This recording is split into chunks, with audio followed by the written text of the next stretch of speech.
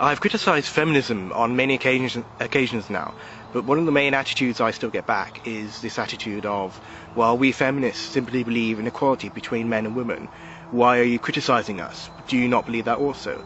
And I do, and I've stated some problems with feminism, but I don't believe I've stated categorically why feminism is a worrying movement and exactly why I have a problem with it. And I'm going to do that now by making 6 points, main points about why feminism worries me.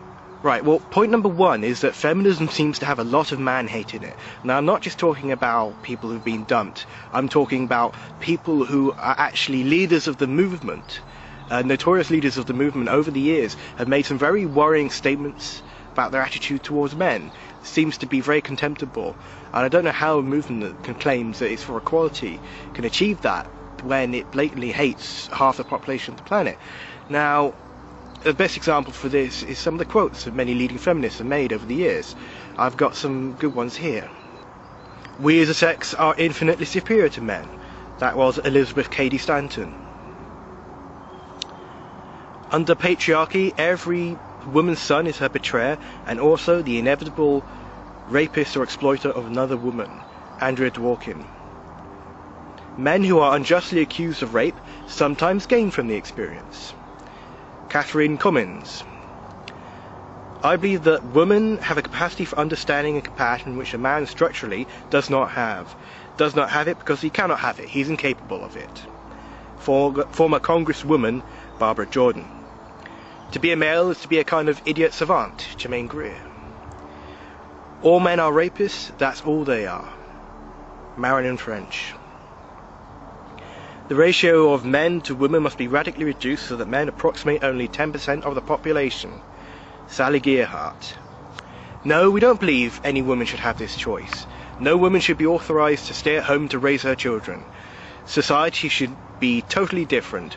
Women should not have that choice, precisely because if there is such a choice, too many women will take it." Simone de Beauvoir. "I feel that man-hating is an honourable and viable political act, that the oppressed have a right to class hatred against the class that is oppressing them." Robin Morgan. Okay, number 2. Feminists seem to want to promote misleading statistics in order to denigrate men.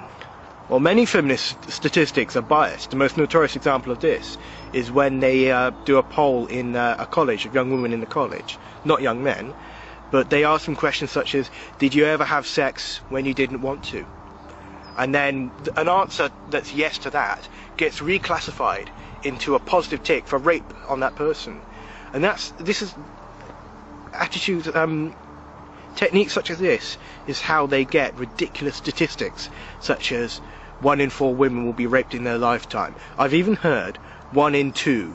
Now that, just by on looking at it, that is so ridiculous. I don't know how anyone could believe that just when being first exposed to it. 1 in 2, half of all women will be raped in their lifetime. I don't even know how that's physically possible. You know, and these statistics a lot of the time aren't even challenged when they're blurted out all the time. Whenever a feminist is speaking, she shoves them out there. They use the same old statistics all the time. All of them use the same old one, and they never back up where they're from or how they got them.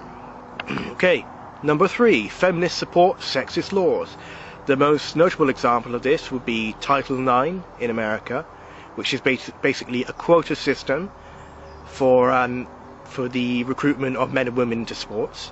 Wherever you see quotas, that means positive discrimination, which is oppression. I've been over this before. They also, a lot of feminists propose some really insane laws. A while back I heard about the criminalization of reckless sex, where in the first time a sexual encounter, if the man does not wear a condom, then he can go to prison or face other penalties under the crime of reckless sex. It was only the men who were being punished for this. And I've never seen a feminist not support quotas and positive discrimination. They always seem to support it when it empowers a woman, when it benefits a woman. Quotas and positive discrimination are sexist by definition. Number 4, feminists seem to always oppose laws that benefit men. The most notorious example of this is the opposition by the National Organization of Women in America to laws for equal parentage for men, equal custody, so a child would have equal time with its mother and its father. There are many good reasons why laws such as this would benefit women as well as men, and why they're actually more equal than they are at the current time. But feminists, for some reason, always seem to be against them. Another notable example is protection from men from domestic violence, the inclusion of men into, say, domestic violence shelters, so that the shelters can accommodate men as well as women. I've seen nothing but spitting denigration from feminists on this issue. Okay, number 5. Feminists always seem to make excuse for female wrongs. The best example of this was Andrea Yates, who drowned her 5 children in a bathtub. The National Organization for Women president at that time, in 2001, Patricia Ireland, said this: Yates has revealed America as a patriarchal society where women are imprisoned at home with their children. So murdering 5 innocent young children, if that's not a heinous wrong which must be criticised, then what is? I think feminists shoot themselves in the foot when they fail to denigrate a woman who does that. I've known many people in the fathers' rights movement who criticise fathers who say shoot a judge, shoot a family law judge, or try and burn down their home or bomb their home. It's criticised by many people. And my 6th and final point is that feminism is very gynocentric. Gynocentricity really means to be focused on women, to be concerned only with women, and I can think of no better word to describe feminism than gynocentric. Okay, so to summarise, my main points as to why feminism worries me greatly seems to be 1, that feminists seem to have an extremely anti-male attitude. 2, feminists promote misleading statistics in an aim to denigrate and promote their agenda. 3, feminists support sexist laws when those laws benefit women. 4, feminists oppose laws that will help men who need it. 5, feminists make excuses for female wrongs and never seem to hold women accountable for their actions. And 6, feminism is totally gyrocentric. So I hope that these 6 points lay down quite clearly why my main concern with feminism, that characterises their main attitudes that worry me.